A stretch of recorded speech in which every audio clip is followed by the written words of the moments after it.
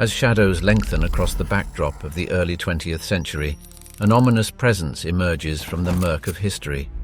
The Gestapo, short for Geheime Staatspolizei, or the Secret State Police, established on April 26, 1933, under the iron rule of Hermann Göring and later Heinrich Himmler, unleashed a reign of terror unlike anything the world had ever seen.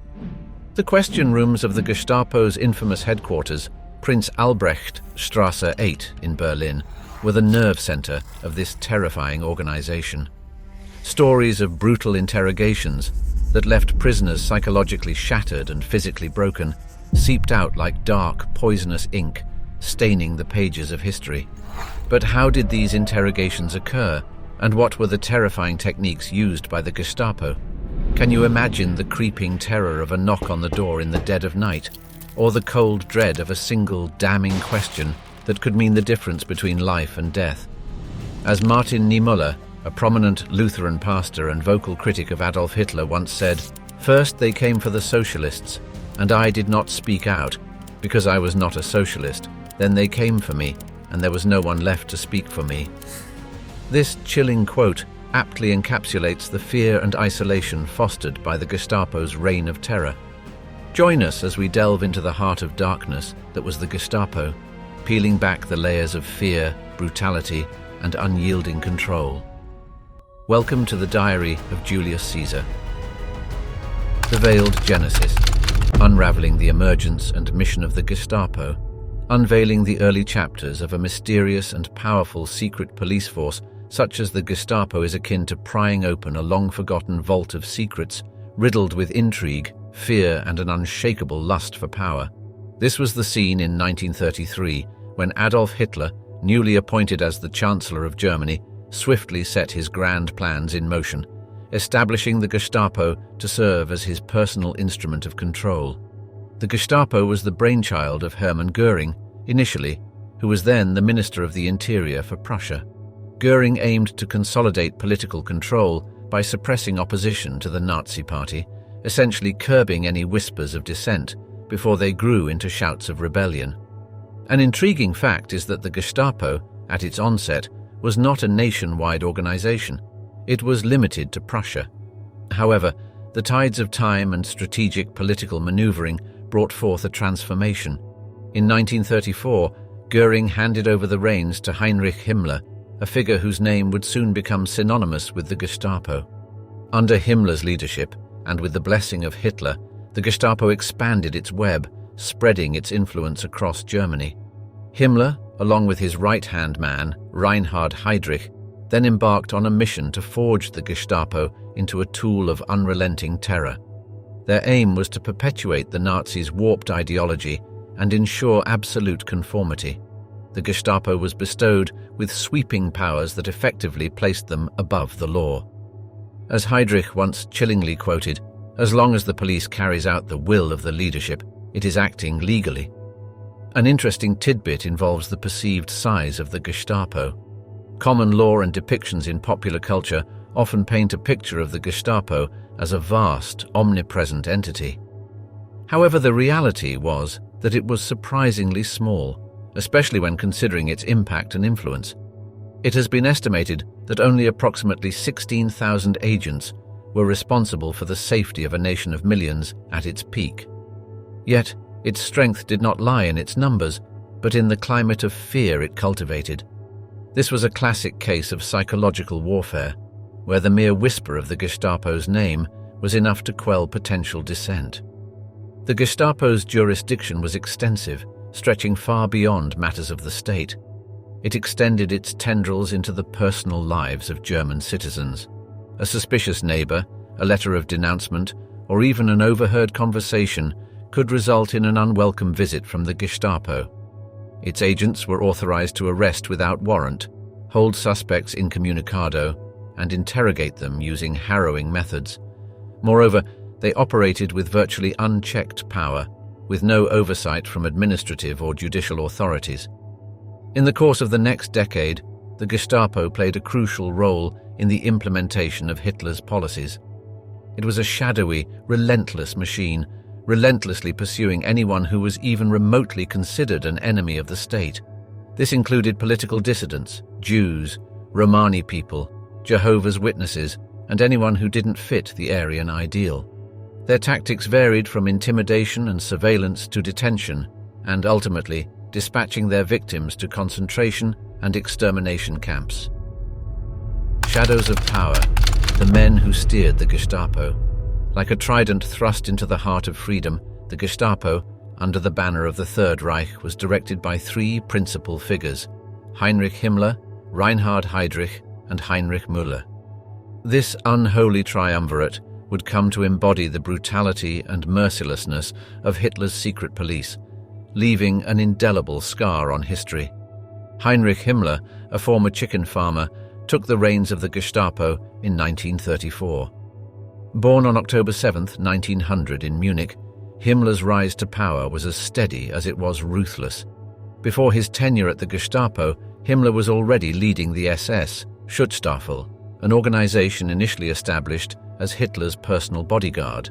Himmler transformed it into a powerful paramilitary organization, a move that would later facilitate the extension of the Gestapo's influence throughout Nazi Germany. Himmler, with his bespectacled, bookish appearance, was an unlikely figure of terror. However, he oversaw some of the darkest atrocities of the Nazi regime, implementing Hitler's final solution and becoming a leading figure in the orchestration of the Holocaust. Then there was Reinhard Heydrich, often dubbed as the man with the iron heart by Hitler. Born in 1904 in Halle, Heydrich was initially a naval officer before being lured into the nascent SS by Himmler in the late 1920s. Heydrich's ruthless efficiency saw him rapidly rise through the ranks, eventually leading to his appointment as the chief of the Gestapo in 1934. A talented violinist and an able sailor, Heydrich was as cultured as he was cruel. In 1941, he chaired the Wannsee Conference, where the chillingly bureaucratic final solution was finalized. Heydrich's reign of terror, however, was cut short when he fell victim to an assassination attempt by Czech and Slovak soldiers trained by British intelligence in 1942. The final cog in the wheel, Heinrich Müller, was the embodiment of the anonymous, faceless terror that the Gestapo represented. Born in 1900 in Munich, Müller was a World War I veteran and a police detective before joining the Gestapo. Taking over from Heydrich after his demise, Müller would lead the Gestapo until the fall of the Third Reich. Nicknamed Gestapo Müller to distinguish him from the numerous other Müllers in the Nazi apparatus, he was a man shrouded in mystery. He was last seen in Hitler's bunker on May 1, 1945, and despite extensive manhunts post-war, his fate remains unknown, creating a real-life enigma that continues to puzzle historians. These three figures, as disparate as their backgrounds were, worked in unison to establish the Gestapo as a feared instrument of state control. They were men of ruthless efficiency, unyielding obedience to the Führer, and a chilling disregard for human life. Their names might not carry the immediate recognition of Adolf Hitler or Joseph Goebbels, but their roles in the Gestapo made them instrumental in implementing the insidious agenda of the Third Reich. As Himmler himself chillingly proclaimed, "We have always selected the highest and abandoned the lowest. We have drifted further and further from the concept of equality." Web of Control, unraveling the Gestapo's intricate machinery. Delving into the intricate organization and hierarchy of the Gestapo is akin to navigating an immense labyrinth, where each path leads to a deeper layer of control and authority. Born in the cauldron of Nazi Germany's expansive security apparatus, the Gestapo's formidability lay not just in its power, but also its complex structure and broad interactions with other branches of the Nazi government. At the apex of this web of power sat Heinrich Himmler, the Gestapo's chief of German police, with his icy grip reaching out to every corner of the Nazi machinery. Alongside Himmler, Reinhard Heydrich and Heinrich Müller, the two other key figures, played instrumental roles in the organization, leading with an iron fist and maintaining the Gestapo's fearsome reputation. In 1936, a decree by Adolf Hitler facilitated the Gestapo's elevation, making it independent of Germany's administrative jurisdiction. This meant that the Gestapo was not subject to court review or any form of legal accountability. Such unbridled authority allowed them to operate outside the usual confines of law enforcement. Their remit spanned from tackling political dissent to racial hygiene, a term employed to justify some of their most atrocious acts. Delving deeper into the labyrinth, one would find that the Gestapo was divided into various departments known as AMT, offices, and Gruppen, groups, each specializing in a particular type of enemy. For instance, Department 4 was responsible for suppression and extermination of Jews, Freemasons, and religious dissenters. Its structure was both intricate and flexible, allowing the Gestapo to adapt quickly to any perceived threats to the Nazi regime. A curious feature of the Gestapo's structure was its pervasive yet surprisingly small footprint. Despite its vast responsibilities and national reach, the Gestapo had a relatively lean setup. This lean configuration made it reliant on a network of informers that spanned across the German Reich, turning neighbors against neighbors and sowing seeds of mistrust within communities. The ordinary German citizen could, and often would, become an unknowing cog in the Gestapo's extensive machinery. Moreover, the Gestapo was closely interlinked with other branches of the Nazi government. The SS, Schutzstaffel, a paramilitary organization under Himmler, had a symbiotic relationship with the Gestapo. While the SS offered an additional layer of enforcement, the Gestapo provided the intelligence needed for the SS to operate effectively. Similarly, the Gestapo maintained a close association with the Reich Main Security Office, which facilitated coordination and allowed the Nazis to enact their policies efficiently across all corners of the Reich. The web of control spun by the Gestapo, from its apex leaders to its unknowing citizen informers, was one of immense power and fear. Every cog in the machine, knowingly or unknowingly, furthered the Nazi cause, contributing to a climate of oppression and terror. The Gestapo's organization and hierarchy stand as a stark reminder of the lengths to which totalitarian regimes can go to maintain power and control. As Heydrich once chillingly quoted, "For us, there is no problem of right or wrong. There is only one problem, that of the German people, the survival of our race." This statement reflects the core tenet that governed the Gestapo's machinery, an unsettling glimpse into the mindset that drove one of history's most infamous secret police organizations. In the shadows of fear, unmasking the Gestapo's dark arts. In the eerie quiet of the Gestapo's interrogation chambers, many a soul was subjected to its terrifying methods of extracting information. Every tap of the interrogator's boot, each creak of the ominous steel doors, would echo with the unspoken promise of impending suffering. A discussion of these brutal methods offers a glimpse into the chilling depth of the Gestapo's inhumanity. Within the Gestapo's arsenal, psychological intimidation was one of their most favored tools. From the moment an individual was detained, they were thrust into a world designed to instill fear and helplessness. The holding cells were often strategically placed near the interrogation rooms, where the screams of other victims served as a harrowing prelude to their own imminent ordeal. This psychological warfare was exemplified by Rudolf Diels, the first Gestapo chief, who once chillingly remarked, "The infliction of physical punishment is not every man's job, and naturally we were only too glad to recruit men who were prepared to show no squeamishness at their task." Yet, their repertoire of torment was not limited to psychological means. Physical abuse was another pillar upon which the Gestapo's interrogation tactics stood. Victims were often subjected to harsh beatings and various forms of physical punishment. These brutal methods were designed to break the spirit of the detainees, making them more likely to divulge critical information. Among the more sinister techniques employed was the concentration chair, a method as grim as its name suggests. Victims would be tightly bound to a chair for hours, sometimes even days, with their captors ensuring that the tormented individual was kept awake throughout the ordeal. The relentless fatigue coupled with extreme discomfort would often lead to a breakdown, both physically and mentally.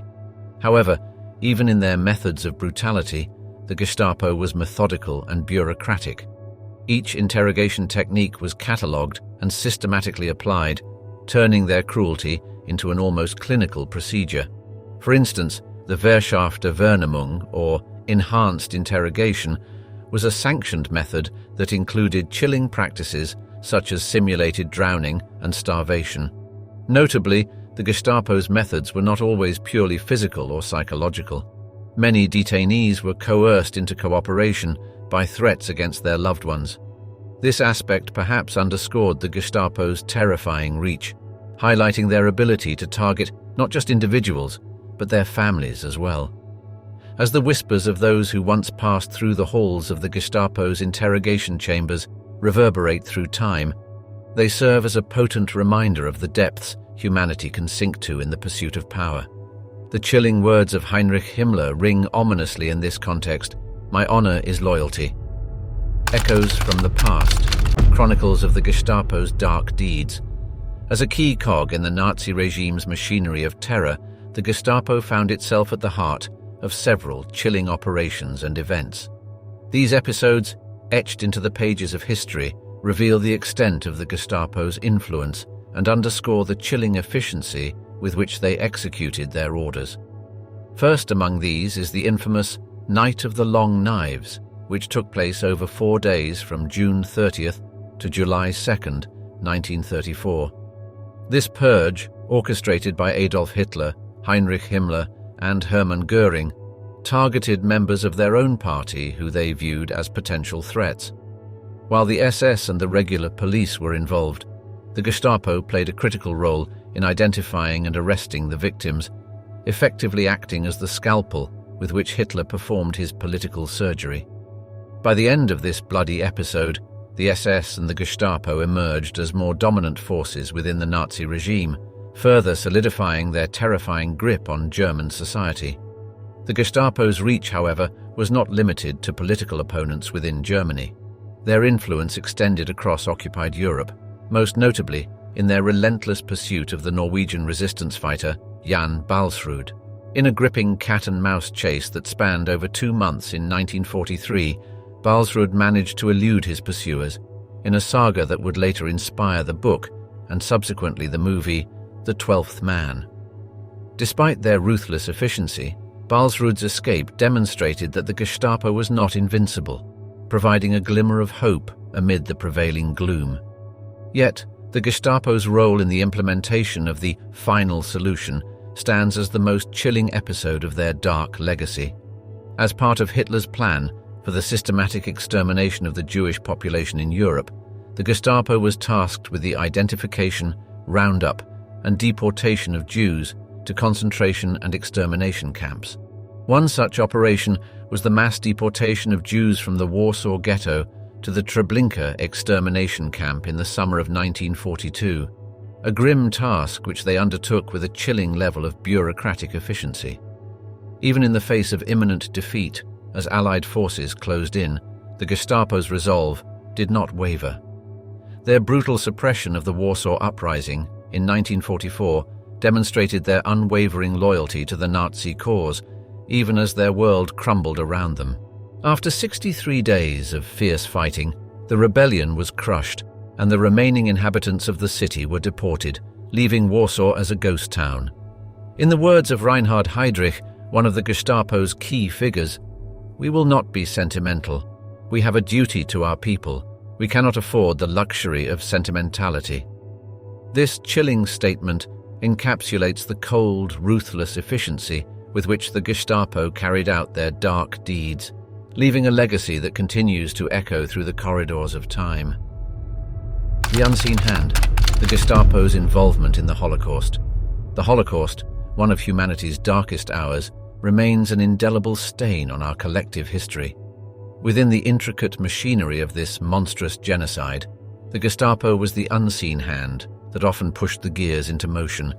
Even before the Holocaust began in earnest, the Gestapo was instrumental in creating an atmosphere of fear and persecution against the Jews in Germany. The 1938 pogrom, known as Kristallnacht, or Night of Broken Glass, offers a chilling example. In a carefully orchestrated act of violence, Jewish homes, businesses, and synagogues were destroyed across the country. The Gestapo played a critical role, arresting around 30,000 Jewish men and sending them to concentration camps. As the ashes settled, it was clear that this marked a dramatic escalation in the Nazi regime's campaign against the Jews.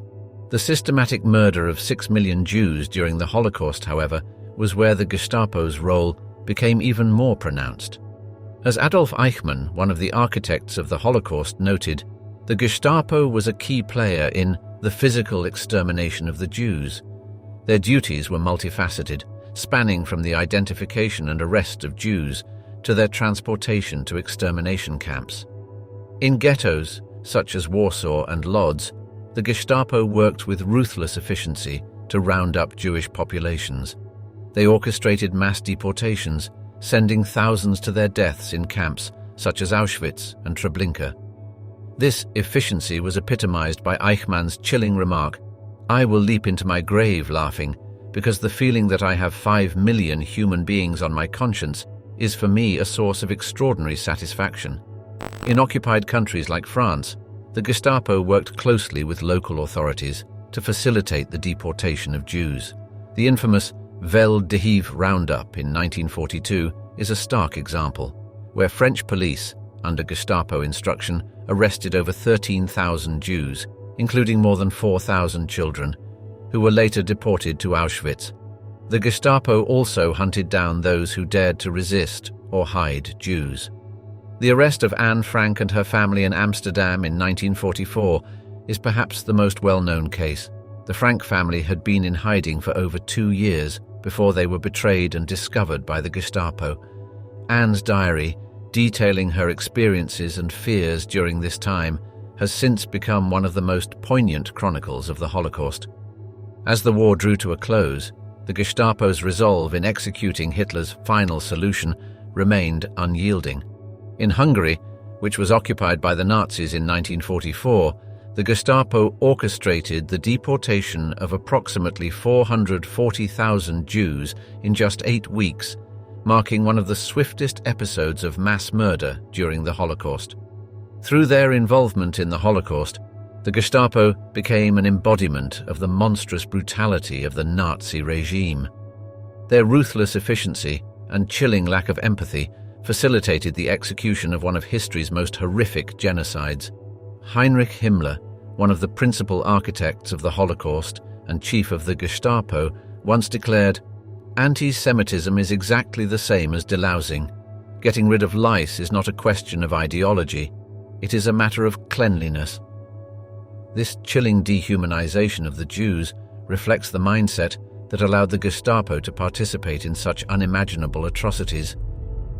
The hidden eyes and whispered lies, the Gestapo's tools of surveillance and propaganda. Picture a society where trust was eroded not by an external enemy, but by the hidden eyes of the secret police, where the quiet humdrum of daily life was regularly punctuated by whispered lies of propaganda. This was the reality of Nazi Germany under the watchful gaze of the Gestapo. The Gestapo wielded fear and suspicion as powerful tools to maintain control. Its surveillance apparatus spread across the German state and occupied territories. The organization's tentacles delved deep into the fabric of society, using informants from all walks of life. From the neighbor reporting suspicious activity next door to the coerced prisoner revealing secrets, the Gestapo kept a pulse on the public's activities. Their surveillance wasn't limited to the physical realm. They actively monitored communications as well.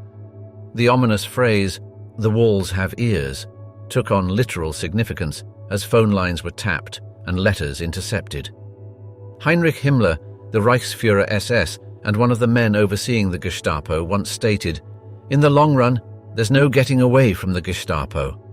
Indeed, escaping the Gestapo's surveillance was like trying to avoid one's own shadow. However, the Gestapo's influence was not solely about monitoring and enforcement, it was also about shaping perceptions. Propaganda was an essential tool they employed to justify their actions to the public. Spearheaded by the Reich Ministry of Public Enlightenment and Propaganda, led by Joseph Goebbels, the Gestapo were portrayed as protectors of the Aryan race, defenders of German purity and sovereignty. In this carefully spun web of narratives, the Gestapo were cast as heroes. They were the bulwark against supposed enemies like Jews, communists, and any dissidents seen as threatening the Nazi utopia. Movies like Gestapo, released in 1940, exemplify this perspective. In the film, the Gestapo are shown as a stern but fair force, relentlessly battling treacherous elements within the German society. The propaganda machine went further, demonizing those who were targets of the Gestapo. Jews were dehumanized and labeled as threats to German racial purity. Meanwhile, communists were depicted as conniving saboteurs, plotting against the state.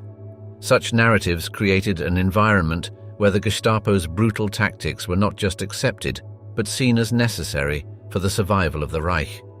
One particularly effective tool was the Letters to the Gestapo campaign. Ordinary citizens were encouraged to write letters to the Gestapo, reporting on suspicious activities of their neighbors or co-workers. The campaign, widely publicized, served dual purposes. It increased the Gestapo's surveillance network and fostered an atmosphere of paranoia that stifled any opposition. The Gestapo's reign was built on a foundation of fear, enforced through constant surveillance and fortified by a wall of propaganda. The effects of this combination were insidious, creating a society where the state's intrusion into daily life was accepted as the norm, and any deviation from the prescribed way of life could result in severe consequences. A quote from Gestapo leader Heinrich Himmler perhaps summarizes their approach best. "It is not the police who should be afraid of the people, but the people who should be afraid of the police." This was the chilling reality under the Gestapo's watch, where hidden eyes and whispered lies ruled the day. Within the shadow of the eagle's eye, the Gestapo's stranglehold on German society. Imagine walking down a cobblestone street, the clatter of your shoes echoing off the stone buildings around you, your heart hammering a nervous rhythm in your chest. Your gaze flits from one face to another, your neighbors, your friends, your community.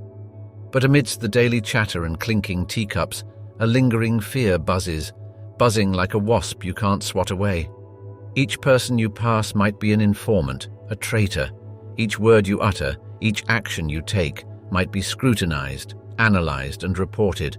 Welcome to the reality of life in Nazi Germany under the watchful eyes of the Gestapo. The Gestapo turned Germany into a nation under a pervasive siege of fear.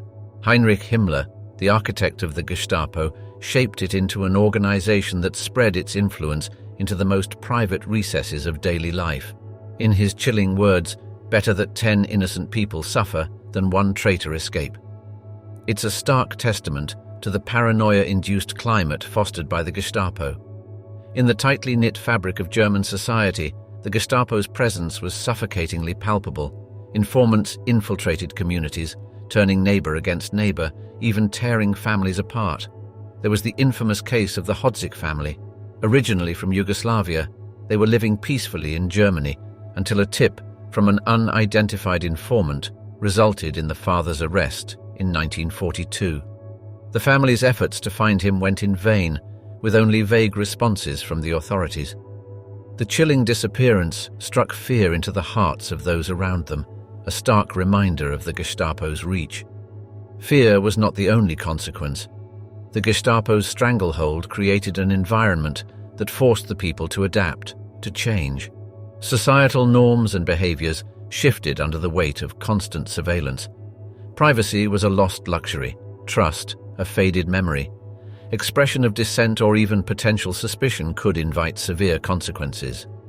This was illustrated by the famous case of the White Rose movement, where a group of students from the University of Munich who protested against the Nazi regime were arrested and executed. The Gestapo's tactics also resulted in the population becoming more insular and withdrawn.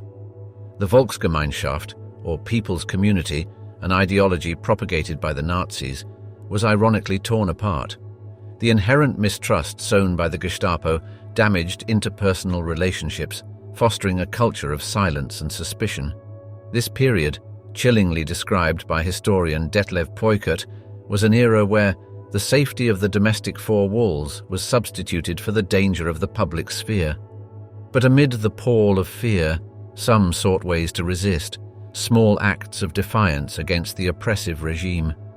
There were secret meetings held in hushed whispers, the distribution of illegal leaflets under the cloak of darkness, and coded messages passed through songs or plays. It was risky, but as one anonymous resistor put it was not courage, but despair. A despair so deep it left no room for fear. In this environment, life continued, albeit in the shadow of the eagle's eye. Despite the fear, the German populace endured, their spirit unbowed. They moved forward each day, a testament to their resilience, their defiance, even in the face of the formidable Gestapo. As author John le Carré once said, "There are moments that are made up of too much stuff for them to be lived at the time they occur." Life under the Gestapo was one such moment, its true weight perhaps only truly understood in retrospect. The spectre of the Iron Fist, the Gestapo's reach beyond German borders. As the tempest of war swept across Europe during the Second World War, Nazi Germany annexed and occupied numerous countries, from France in the west to Poland in the east. This expansion wasn't only territorial, it extended the haunting reach of the Gestapo as well, the dreaded shadow of the Third Reich. The insidious influence of the Gestapo was far-reaching, and it forever altered the landscapes of the countries it touched. To the east, Poland bore the brunt of the Gestapo's terror. Following the invasion in September 1939, the Gestapo established itself in major cities like Warsaw and Krakow. Poland became a laboratory for the Gestapo's horrifying policies, its methods and structures evolving to suit the brutal suppression of any resistance. A significant example is the tragic tale of the Polish town of Palmyra, where from December 1939, hundreds of Poles suspected of being involved in resistance activities were executed by the Gestapo. Their final resting place, a forest near the town, stands as a grim reminder of the Gestapo's ruthless methods. Further west, France felt the heavy hand of the Gestapo following its occupation in 1940. Paris, the city of light, dimmed under their watch. The Gestapo's ruthless pursuit of resistance members led to events such as the infamous Vel d'Hiv roundup in July 1942, where thousands of Jews were arrested and later transported to extermination camps. These actions contributed to a climate of trepidation among the French populace, the echoes of jackboots growing louder with each passing day. The Gestapo also tightened its grasp on Norway, following its occupation in April 1940. The country's rugged landscapes provided the perfect hideout for resistance fighters, making it a unique challenge for the Gestapo. One such figure was Jan Balsrud, whose evasion of the Gestapo over 2 grueling months in the harsh Arctic winter of 1943 became the stuff of Norwegian legend. Balsrud's survival, despite the relentless pursuit of the Gestapo, symbolized Norway's indomitable spirit. To the south, in Czechoslovakia, the Gestapo's presence was equally formidable. The assassination of Reinhard Heydrich, the acting Reich protector of Bohemia and Moravia and a key architect of the Holocaust, led to severe reprisals. The villages of Lidice and Lezaki were razed, their inhabitants killed or sent to concentration camps in an act of horrific retribution orchestrated by the Gestapo. This brutal action became a dark testament to the extent of the Gestapo's ruthless methods in suppressing opposition. These tales of fear and courage, suppression and resistance form the narrative of the Gestapo in the occupied territories during the war years. Like a spectre, their presence lurked in every corner of occupied Europe, their iron fist approach leaving a permanent scar on the face of history. Yet, amid the desolation, the spirit of resistance they ignited came to symbolize the indomitable spirit of humanity. As inscribed on the memorial at the Forest of Palmyra, "We were but men, nothing more, and the terror did not enslave us." It is a reminder that even in the face of the most formidable oppression, the will to resist can never be extinguished. The Shadow's End, Nuremberg, fugitive hunts, and the echoes of the Gestapo. In the wake of World War II, the city of Nuremberg, once the stage for grandiose Nazi rallies, played host to an entirely different spectacle. The Nuremberg trials, commencing in November 1945, was humanity's attempt to reckon with the atrocities committed during the war years.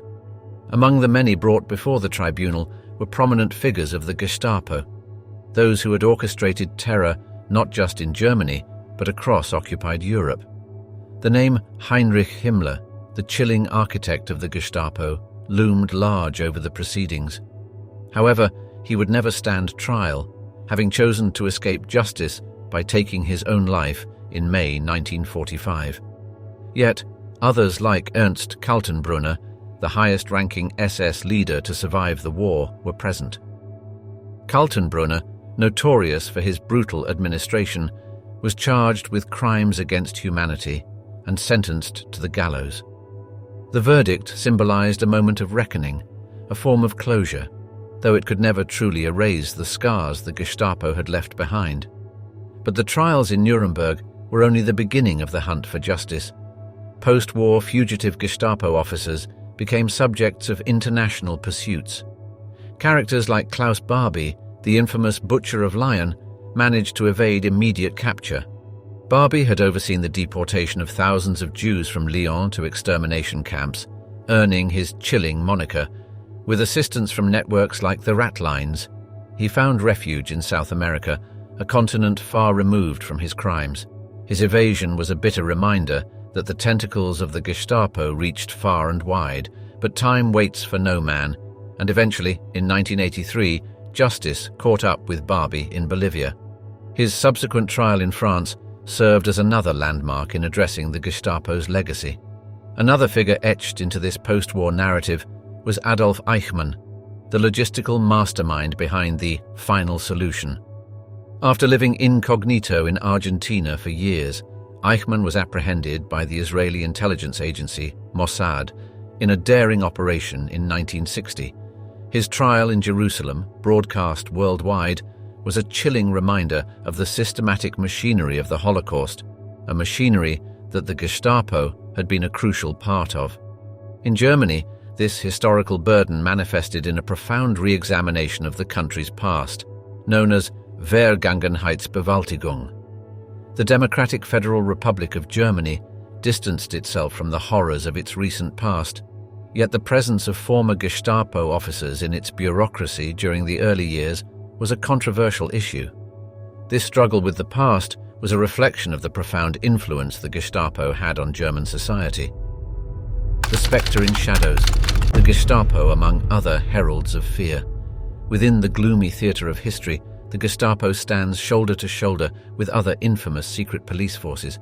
Their chilling reputations have been immortalized, casting long shadows that persist across the decades. Among such organizations, three stand out: the KGB, the Stasi, and the Kempeitai. Each organization, despite operating in different nations and times, shared an unsettling bond. They were architects of fear. The Komitet Gosudārstvenoi Bezopasnosti, known commonly as the KGB, was the main security agency for the Soviet Union from 1954 until its dissolution in 1991. The KGB and the Gestapo shared a common trait: the seamless integration into the fabric of society, instilling fear and uncertainty in the hearts of ordinary people.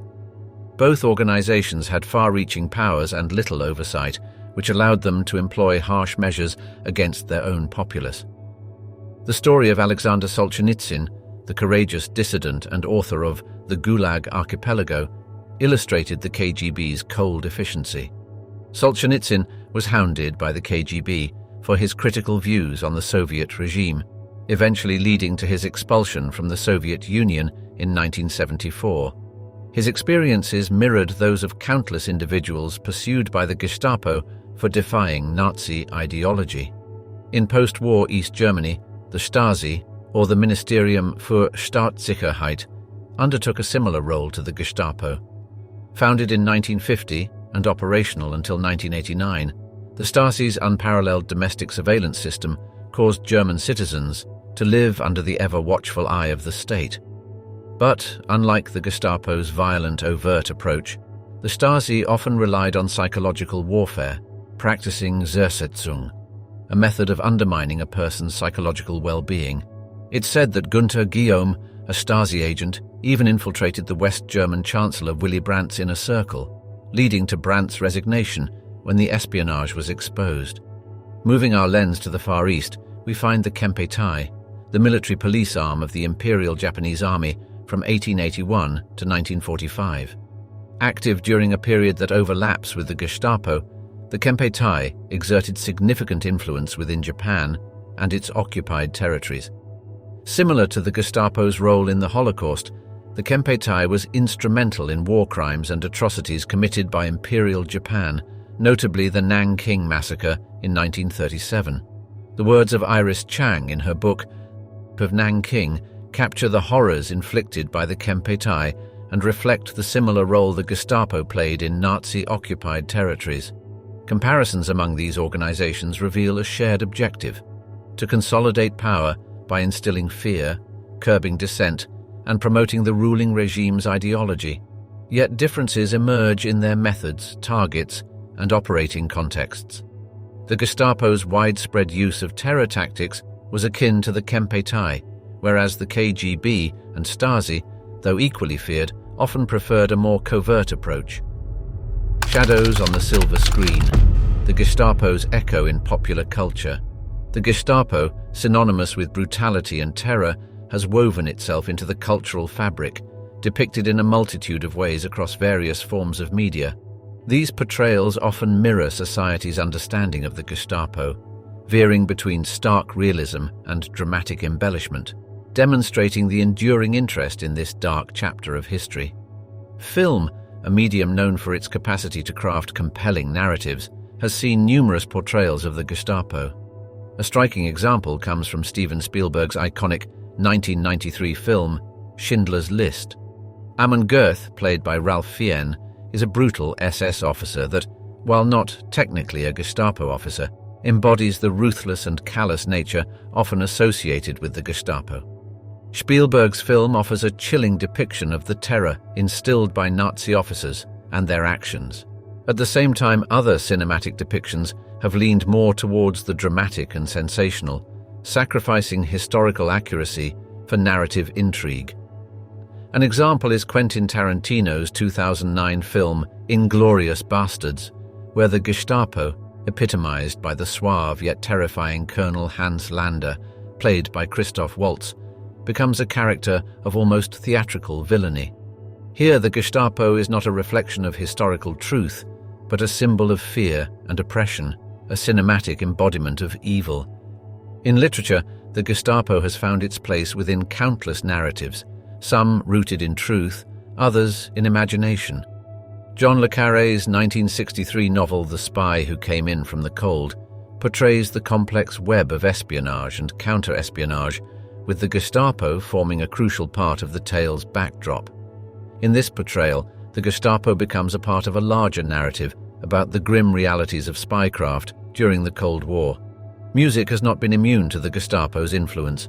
The punk band Dead Kennedys released their song *California über Alles* in 1979, a critique of the then governor of California, Jerry Brown. The song's lyrics paint a picture of a Gestapo-like state, demonstrating how the Gestapo has become a symbol for oppressive government power. The Gestapo's depiction in video games, such as the Wolfenstein series, presents the organization as a formidable and often exaggerated enemy force. These games emphasize the Gestapo's infamous cruelty while adding elements of science fiction and fantasy. The reason for the Gestapo's continued portrayal across various mediums is complex. One reason could be that the Gestapo, embodying a powerful image of state-controlled terror, serves as a useful narrative device, a clear symbol of villainy. The Gestapo's actions also offer compelling stories of resistance and survival, narratives that resonate with audiences. As we draw the curtain on this journey through the shadows, we find ourselves reflecting on the chilling remnants of the Gestapo's legacy. Their haunting actions continue to ripple across time, resounding in the annals of our collective consciousness, reminding us of humanity's capacity for both profound evil and courageous resilience. From the hushed corridors of occupied territories to the bustling theaters of popular culture, the Gestapo has etched its mark. As we delve into the lives of individuals like Heinrich Himmler, the orchestrator of the Gestapo's reign of terror, or brave resistors like Sophie Scholl, who defied their fear-inducing strategies, we realize that history is not just a series of events, but a tapestry of intertwined stories that continue to influence the present and future. In pondering the legacy of the Gestapo, we're reminded of the insightful words of philosopher George Santayana: "Those who cannot remember the past are condemned to repeat it." It's a sobering reminder that knowledge of history, even its darkest corners, is not just valuable, it's necessary. As we step back into the light, let's carry with us the understanding that the past, no matter how unsettling, is a crucial part of the narrative we weave for tomorrow. The echoes of the Gestapo serve as cautionary tales that empower us to strive for a world shaped by understanding, empathy, and the pursuit of justice.